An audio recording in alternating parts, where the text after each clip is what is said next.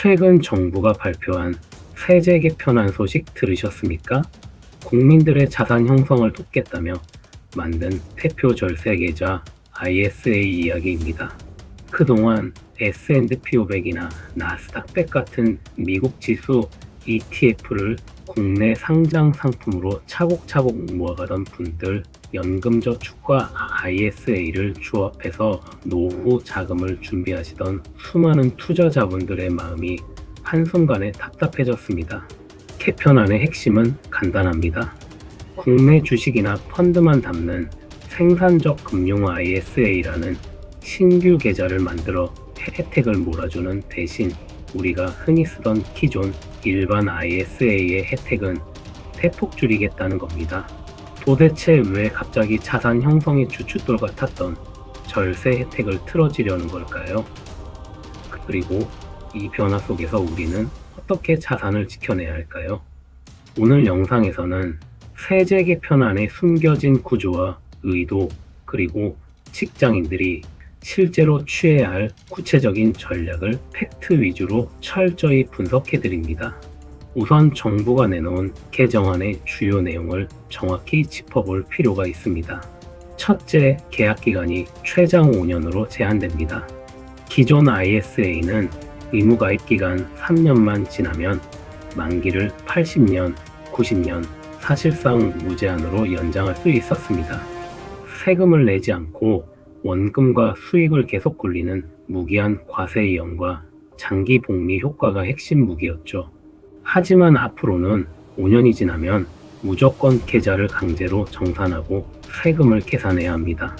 둘째, 연간 납입한도 2월 제도가 폐지됩니다. 올해 사정이 생겨 2천만 원 한도를 다 채우지 못하더라도 다음 해에 3,500만 원, 4천만 원씩 몰아넣을 수 있었던 유연성이 사라집니다. 매년 2천만 원을 채우지 못하면 그의 한도는 그대로 소멸됩니다. 셋째, 신설되는 생산적 금융 ISA는 오직 국내 자산에만 투자해야 전액 비과세 혜택을 줍니다. 결국 이 개편안의 메시지는 명확합니다. 해외 지수 ETF나 해외 자산에 투자해 장기 복리로 자산을 부풀리는 길은 과세를 강화해 막고 개인들의 자금을 국내 증시로 강제로 유입시키겠다는 의도입니다. 온라인 커뮤니티와 투자자들 사이에서 거센 반발이 나오는 이유는 단지 혜택이 줄어들었기 때문만은 아닙니다. 장기 투자의 근본적인 메커니즘을 훼손했기 때문입니다. 우리가 지수 적립식 투자를 하는 이유는 무엇입니까? 바로 시간이라는 자산을 활용해 복리 효과를 극대화하기 위해서입니다. 자산이 스노우볼처럼 커지려면 중간에 세금으로 원금이 깎이지 않고 계속 재투자되어야 합니다. 그런데 5년마다 강제로 정산해서 수익의 9.9%를 세금으로 떼어간다면 스노우볼은 5년마다 깨지고 처음부터 다시 굴려야 합니다. 게다가 소득이 불규칙한 자영업자나 사회초년생에게 한도 2월 폐지는 가혹한 조치입니다. 여유가 생겼을 때 목돈을 넣어 자산을 형성하려던 사다리마저 차단되는 셈입니다. 국장 활성화라는 명분을 내세웠지만 정작 해외 지수에 장기 투자하며 합법적으로 절세하던 수백만 실용적 투자자들의 발목을 잡는 결과를 초래하고 있습니다. 이쯤 되니 시장에는 수많은 오해와 불필요한 공포가 번지고 있습니다. 차분하게 팩트를 체크해 보겠습니다.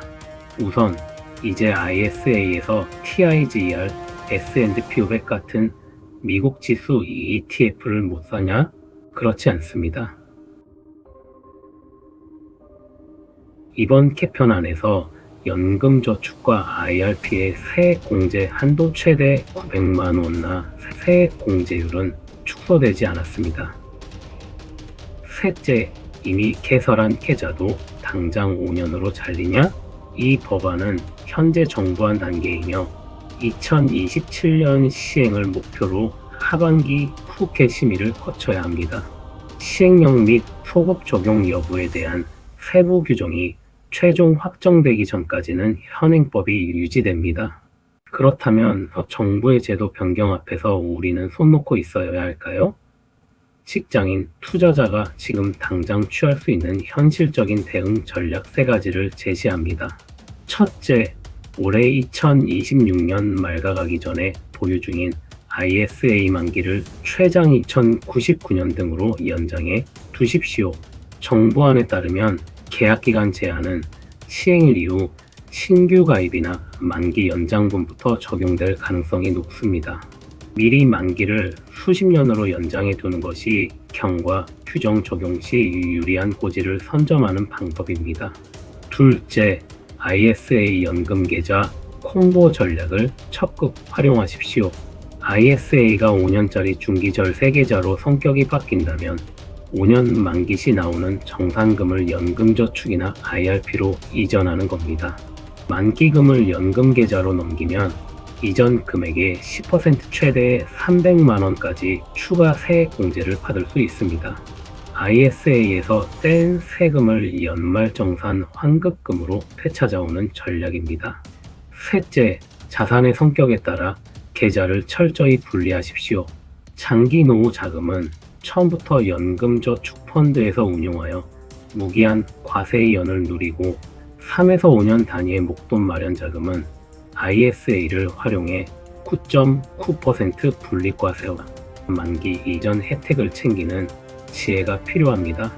정부의 정책적 방향이나 세법은 시대에 따라 계속해서 바뀝니다.